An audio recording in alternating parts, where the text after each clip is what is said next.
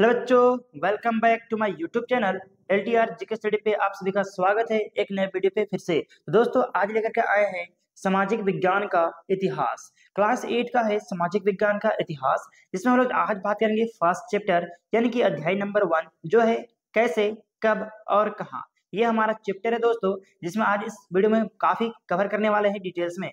तो वीडियो को अंत तक टक लगा के देखना है ताकि आपको पूरी तरह समझ में आ सके। तो दोस्तों चलिए बिना टाइम वेस्ट किए वीडियो को स्टार्ट करते हैं। तो मेरा नाम है कलाम और आप देख रहे हैं LTR GK study YouTube channel. तो दोस्तों चलिए स्टार्ट करते हैं फर्स्ट पॉइंट से। तो बात करते हैं, हम आगे हैं फर्स्ट पॉइंट में जो तारीखें क्यों महत्वपूर्ण है, इसके बारे में चर्चा करेंगे कि तारीखें क्यों महत्वपूर्ण है। अतीत में चलिए जानते हैं विस्तार से, देखिएगा टेक्निकल आगे है ना। तो अतीत में चीजें किस तरह थी और उनमें क्या बदलाव आए हैं। जैसे हम अतीत और वर्तमान की तुलना करते हैं, हम समय का जिक्र करने लगते हैं, हम पहले और बाद में की बात करते हैं कि पहले क्या हुआ था अब क्या हो रहा है, इसके बारे में बात करते हैं। रॉबर्ट क्लाइन ने जेम्स रेनल की हिंदुस्तान का नक्शे तैयार करने का काम सौंपा था। किसने? तो रॉबर्ट क्लाइन ने सौंपा था जेम्स रेनल को। ठीक है, किसका? तो हिंदुस्तान का मैप यानी कि नक्शा तैयार करने का। याद रखिएगा, भारत पर अंग्रेजों की विजय, भारत पर किसकी? अंग्रेजों यानी कि ब्रिटिश का, अंग्रेजों का विजय करने के प्रक्रिया में नक्शा तैयार था। भारत के प्रथम गवर्नर जनरल वारेन हेस्टिंग थे। कौन थे? याद रखिएगा, वारेन हेस्टिंग भारत के प्रथम गवर्नर जनरल थे। यह आपको एग्जाम में पूछने वाला है, जो कि आपका ऑब्जेक्टिव एग्जाम होगा, उसमें फर्स्ट क्वेश्चन यही देखने को मिल जाएगा। गवर्नर जनरल कौन थे? तो वारेन हेस्टिंग थे, याद रखिएगा। उसके बाद बात करते हैं आखिरी वायसराय लॉर्ड माउंटबेटन थे। तो जो वायसराय था वो कौन था? तो लॉर्ड माउंटबेटन वो वायसराय थे। ठीक है, याद रखिएगा। साथ ही साथ खत्म होते हैं। बात करते हैं नेक्स्ट पॉइंट पे, एक उदाहरण से समझाते हैं आपको, देखिए ध्यान से। तो उदाहरण से पहले समझ लीजिए टकटकी लगा के, ठीक है ना। देखिए बात करते हैं भारत में ब्रिटिश इतिहासकारों ने जो इतिहास लिखे हैं उनमें हर एक गवर्नर जनरल का शासनकाल महत्वपूर्ण है। जो किसने लिखा है? तो ब्रिटिश ने जो इतिहास लिखा है उसमें गवर्नर जनरल काफी महत्वपूर्ण होने वाले हैं। वो जितना भी गवर्नर जनरल है सब महत्वपूर्ण है। ये इतिहास प्रथम गवर्नर जनरल यानी कि वारेन हेस्टिंग के शासन के शुरुआत से होता है। तो भारत के प्रथम गवर्नर जनरल कौन थे? ठीक है, याद रखिएगा, तो वारेन हेस्टिंग। आखिरी वायसराय लॉर्ड माउंटबेटन थे। कौन? आखिरी वायसराय लॉर्ड माउंटबेटन के साथ खत्म होते हैं। अलग अलग अध्यायों में हम दूसरे गवर्नर जनरल यानी कि Hastings, Wellesley, Bentinck, Dalhousie, Canning, Lawrence, Lytton, Ripon, Curzon, Hardinge, Irwin के बारे में पढ़ेंगे। देखिए इतने सारे हमारे क्या है, तो ये इतने सारे हमारे वो है गवर्नर जनरल, जिनके बारे में आगे हमें देखने को मिलता है। तो बात करते हैं नेक्स्ट। देखिए इस इतिहास में गवर्नर जनरल और वायसराय को एक वायसराय का भी ना खत्म होने वाला सिलसिला सिलसिला छा रहा था कि खत्म ही ना होगे। इतिहास के इस किताबों में सारी तारीख का महत्व इस अधिकारों उनकी गतिविधियों, नीतियों, उपलब्धियों के आधार पर ही तय होता था। बात करते हैं, यह ऐसा था मानो इन लोगों के जीवन के बाहर कोई ऐसी चीज नहीं थी जिसे जानना महत्वपूर्ण हो। इन लोगों के जीवन का क्रम ब्रिटिश भारत के इतिहास में अलग अलग अध्यायों का विशेष बन गए हैं। जितने भी ये क्या है, जितने गवर्नर जनरल है, ये सब अलग अलग इतिहास बन के उभरे हैं, अध्याय बन के उभरे हैं। बात करते हैं पॉइंट नंबर नेक्स्ट। देखिए चलिए दोस्तों, अब बात करते हैं नेक्स्ट पॉइंट है हमारा मिल। तो दोस्तों अगर वीडियो अच्छी लग रही है ना तो टकटकी लगा के देखें और वीडियो को लाइक कर दीजिए। दोस्तों अगर आपको लगता है कि आपके दोस्त भी पढ़ सकें तो उनके साथ भी शेयर कर दीजिए। तो बात करते हैं नेक्स्ट पॉइंट, जिसमें हमारा मिल है। देखिए मिल को लगता था, मिल एक व्यक्ति का नाम है, याद रखिएगा, जेस मिल बोलते हैं हम लोग। तो मिल एक व्यक्ति का नाम था। ठीक है, मिल को लगता था कि सारे एशियाई समाज सभ्यता के मामले में यूरोप से अच्छे हैं। इतिहास की उनकी समझदारी ये थी कि भारत में अंग्रेजों के आने से पहले यहाँ हिंदू और मुसलमान तानाशाहों का ही राज चलता था। किसके? हिंदू और मुस्लिम के तानाशाह का राज चलता था। यहाँ चारों ओर केवल धार्मिक बैर, जातिगत बंधों और अंधविश्वासों का ही बोलबाला था। मिल की राय में ब्रिटिश शासन भारत को सभ्यता की राह पर ले जा सकता था। इस काम के लिए जरूरी था कि भारत में यूरोपीय शिष्टाचार, कला, संस्थाओं और कानून को लागू किया जाए। मिल ने तो यहाँ तक सुझाव दिया था कि अंग्रेजों को भारत के सारे भूभाग पर कब्जा कर लेना चाहिए ताकि भारतीय जनता को ज्ञान और खुशी जीवन का प्रदान किया जा सके। ठीक है, बात करते हैं पॉइंट नंबर 2। देखिए, इतिहास की इस अवधारणा में अंग्रेजी शासन प्रगति और सभ्यता का प्रतीक था। अंग्रेज द्वारा सुझाए गए वर्गीकरण से यह हटकर इतिहासकार भारतीय इतिहास को आमतौर पर प्राचीन यानी कि मध्यकालीन और आधुनिक 3 भागों में तोड़ के बांटते हैं। मध्यकालीन कला में बांटकर देखते हैं। कौन कौन सा? तो प्राचीन भारत, मध्यकालीन भारत और आधुनिक भारत में तोड़ करके देखते हैं भारत को। पश्चिम में आधुनिक काल को विज्ञान, तर्क, लोकतंत्र, मुक्ति और समानता जैसी आधुनिकता की ताकतों के विकास का उपयोग माना जाता है। अंग्रेजों के शासन वाले युग, अब बात करते हैं अंग्रेजों के जो शासन वाले युग थे उसको औपनिवेशिक युग कहते हैं। जो अंग्रेज हमको कब्जा करके रखे थे हमारे ऊपर। ये हमारे मिल, तो ये कुछ फैक्ट्रियां हैं जो अंग्रेज यहाँ पे कब्जा किए हुए थे। बात करते हैं औपनिवेशिक क्या होते हैं। औपनिवेशिक क्या होता है इसके बारे में चर्चा करते हैं। औपनिवेशिक क्या होता है, तो देखिए टकटकी लगा के दोस्तों बात करते हैं। पॉइंट नंबर नेक्स्ट है औपनिवेशिक क्या होता है। तो दोस्तों वीडियो कैसा लग रही है आप सभी को? अगर वीडियो अच्छी लग रही है तो वीडियो को लाइक कर दीजिए और अपने दोस्तों के साथ शेयर कर दीजिए। तो बात करते हैं यहाँ कहाँ पे? औपनिवेशिक में। तो बात करते हैं, देखिए अंग्रेजों ने हमारे देश को जीता और स्थायी नवाबों और राजाओं के द्वारा अपना शासन स्थापित किया। किनके द्वारा? तो राजाओं और नवाबों के द्वारा हमारे ऊपर शासन करना स्थापित कर दिया। कौन?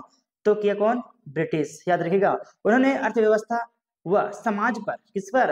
अर्थव्यवस्था और समाज पर नियंत्रण स्थापित किया। याद रखिएगा, अपने सारे खर्चों को निपटने के लिए राजस्व वसूल किया। अब क्या करने लगा? टैक्स वसूल करने लगा, राजस्व वसूल करने लगा। ब्रिटिश शासन के कारण यहाँ की मूल्य मान्यताओं और पसंद नापसंद, रीति रिवाज व तौर तरीकों में बदलाव आए। ठीक है, तौर तरीकों में बदलाव आना शुरू हो गया। अब एक देश पर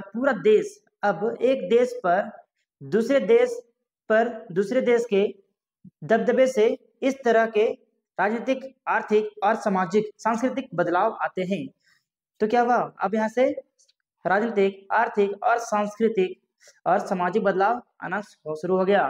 तो बात करते हैं, तो इस प्रक्रिया को औपनिवेशिक कहा जाता है। इस प्रक्रिया को औपनिवेशीकरण कहा जाता है। क्या कहा जाता है? इसी प्रक्रिया को औपनिवेशीकरण कहा जाता है। दोस्तों अब बात करते हैं, पॉइंट नंबर नेक्स्ट है औपनिवेशिक साम्राज्य की प्रकृति और अव्यवस्थाएं। देखिए क्या है औपनिवेशिक साम्राज्य की प्राकृतिक और अव्यवस्थाएं। तो बात करते हैं, देखिए ध्यान से टकटकी लगा कर देखिएगा, हिस्ट्री है, दिमाग आपका हिल जाएगा, तो थोड़ा ध्यान से देखते जाओ, समझ में आएगा।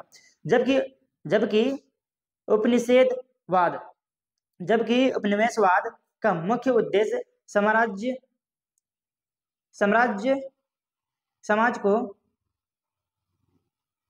समृद्ध करने हेतु औपनिवेशिक का शोषण और उनके अधिशेषण का विजय यानी कि उनको कब्जे में लेना है।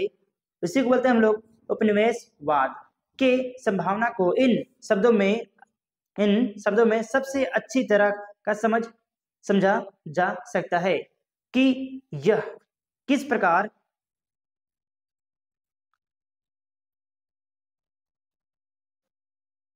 कार्यान्वित किया जाता है, किस प्रकार कार्यान्वित किया जा सकता है, इसके बारे में बात करते हैं। तो उपनिवेश का शोषण, किसका उपनिवेश यानी अंग्रेजों का शोषण, उपनिवेश का शोषण करने के तरीके भिन्न यानी कि अलग अलग चरणों में पूरी हुई। ये चरण या तो सामान्य प्रकृति के रूप में अथवा यंत्रवाद व कर्णत्व के साथ समृद्धि प्रवृत्ति के रूप में देखा जा सकता है। दोस्तों अब बात करते हैं इतिहास लिखने के लिए इतिहासकार कौन से स्रोतों का इस्तेमाल करते हैं। इतिहास कैसे लिखते हैं, किन किन स्रोतों का इस्तेमाल करते हैं, तरीकों का इस्तेमाल करते हैं, इसके बारे में चर्चा करते हैं। तो पहला है, देखिए, प्रशासन अभिलेख तैयार करता है। क्या करता है? प्रशासन अभिलेख तैयार करता है। देखिए बात करते हैं अभिलेख पत्थर अथवा धातु जैसी अपेक्षाकृत कठोर सतहों पर उत्कीर्ण किए गए पाठन सामग्री को कहते हैं। तो क्या कहते हैं? उसी को कहते हैं अभिलेख। याद रखिएगा, ठीक है। प्राचीन काल में इसका उपयोग हो रहा है, प्राचीन काल में इसका उपयोग हो रहा था, ठीक है। शासक इसके द्वारा अपने आदेशों को इस तरह उत्कीर्ण करते थे ताकि लोग उन्हें देख उसके एवं पढ़ सके और पालन कर सके। आधुनिक युग में भी इसका उपयोग हो रहा है, अभी भी इसका उपयोग हो रहा है। बात करते हैं अंग्रेजी शासन द्वारा तैयार किए गए सरकारी रिकॉर्ड इतिहासकारों के एक महत्वपूर्ण साधन होते हैं। अंग्रेजों के यह भी लगता था कि तमाम अहम दस्तावेज, जो इम्पोर्टेंट दस्तावेज होते हैं, पेपर होता है, डॉक्यूमेंट्स होता है, और पत्रों को संभाल कर रखना जरूरी है ना? जरूरी कि नहीं? जरूरी है। महत्वपूर्ण दस्तावेजों को बचाकर रखने के लिए अभिलेखागार और संग्रहालय जैसे संस्थाओं की भी बनाया गया। किसको रखने के लिए? डॉक्यूमेंट्स, डाटा को रखने के लिए अभिलेखागार और संग्रहालय बनाया गया। देखिए बात करते हैं आगे, ध्यान दीजिएगा। अंग्रेजों का विश्वास था कि किसी देश को अच्छी तरह शासन चलाने के लिए उसको सही ढंग से जानना जरूरी है। अब किसी चीज को जरूरी है क्या? उसके बारे में जानना। अगर उसके बारे में डिटेल्स में जान गए ना तो उसको कब्जा करने में टाइम नहीं लगेगा। अगर किसी घर में कब्जा करना है तो उसकी जानेंगे विस्तार से, उसके बारे में, घर में क्या है, कितने लोग हैं, नहीं है, उसके बारे में। तो वे अंग्रेज वही काम किए सबसे पहले। फिर उसके बाद उन्होंने क्या किया? सत्ता स्थापित कर लिया, मैंने कब्जा कर लिया। देखिए ये है अभिलेखागार, ये क्या है? अभिलेख है, देख सकते हैं आप, यहाँ पे दिखा रहा है आपको, मैंने पोस्टर भी लगा दिया है, देख सकते हैं आप सब, है ना? तो ये अभिलेख। बात करते हैं, देखिए, सर्वेक्षण का बड़ा महत्व। अब बचाने संरक्षण करने की महत्व क्या क्या है, इनके बारे में थोड़ी चर्चा करते हैं। तो पॉइंट वाइज देखिएगा ताकि आपको आराम से समझ में आए। तो बात करते हैं फर्स्ट पॉइंट, ठीक है, याद रखिएगा। तलक्षण द्वारा मानचित्र के सभी बिंदु या वस्तुओं के समोच्च बिंदु ज्ञात कर उसे समोच्च रेखाएं भी अंकित की जा सकती है।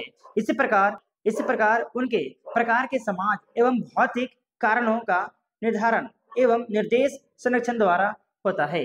बात करते हैं पॉइंट नंबर 2 दोस्तों, जो कि है 19वीं सदी। कब की बात कर रहे हैं? 19वीं सदी मतलब कि 1800 से, कब की? 1800 से 1900 की बातें हो रही है। तो 19वीं सदी का मतलब होता है 1800 से 1900 की बातें करते हैं। तो बात करते हैं, देखिए, 19वीं सदी की शुरुआत तक पूरे देश का नक्शा तैयार करने के लिए बड़े बड़े सर्वेक्षण किए जाने लगे। गांव में राजस्व संरक्षण किए गए। क्या हुआ?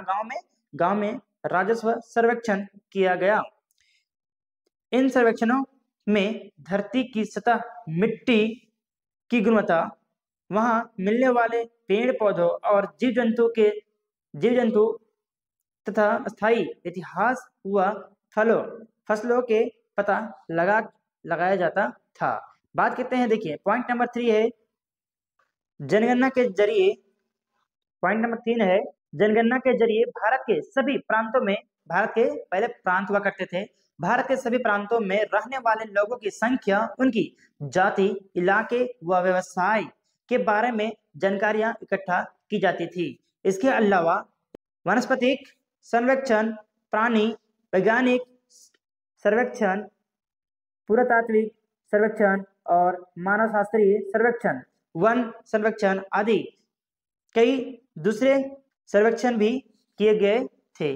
देखिए बात करते हैं पॉइंट नंबर 4 है, जिसमें है सर्वेक्षण पद्धति। क्या है सर्वेक्षण पद्धति में अनुसंधानकर्ता अपने अध्ययन विषय के सीधे संपर्क में आते हैं। ऐसे इसलिए होता है कि इन विधि के अंतर्गत संरक्षणकर्ता को अपने विषय से संबंधित परिस्थितियों तथा व्यक्तियों से सीधे तौर पर तथ्यों को एकत्र करना पड़ता है और उद्देश्य की पूर्ति के लिए अनुसंधानकर्ता को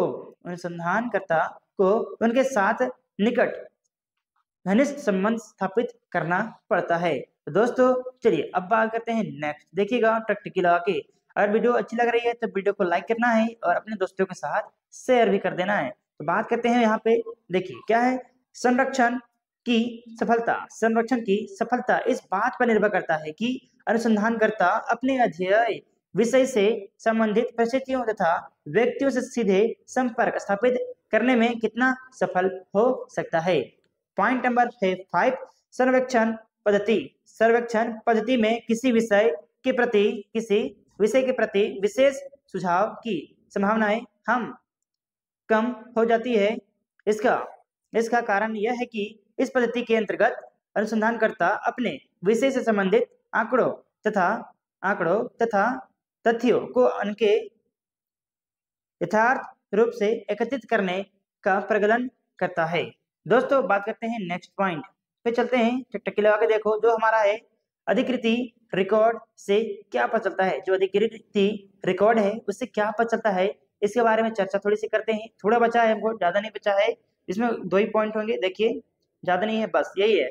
जैसे जैसे छपाई की तकनीकी फैली, अखबार छपने लगे और विभिन्न मुद्दों पर जनता में बहस भी होने लगी, नेताओं और सुधारकों ने अपने विचारों को फैलाने के लिए लिखा, कवियों और उपन्यासकों ने अपनी भावनाओं को व्यक्त करने के लिए लिखा है। तो दोस्तों हमारा चैप्टर यहीं पे कंप्लीट होता है, जिसमें अगर वीडियो आपको अच्छी लगी है तो वीडियो को लाइक करना है और अपने दोस्तों के साथ शेयर करना है, और हमारे चैनल में अगर नए हैं तो चैनल को सब्सक्राइब करके बेल आइकन को प्रेस कर लेना है, ताकि आपको इससे रिलेटेड वीडियो सबसे पहले आप तक पहुंच सके। तो दोस्तों आज के लिए इतना ही, फिर बात करेंगे नेक्स्ट वीडियो में। तब तक के लिए जय हिंद, वंदे मातरम।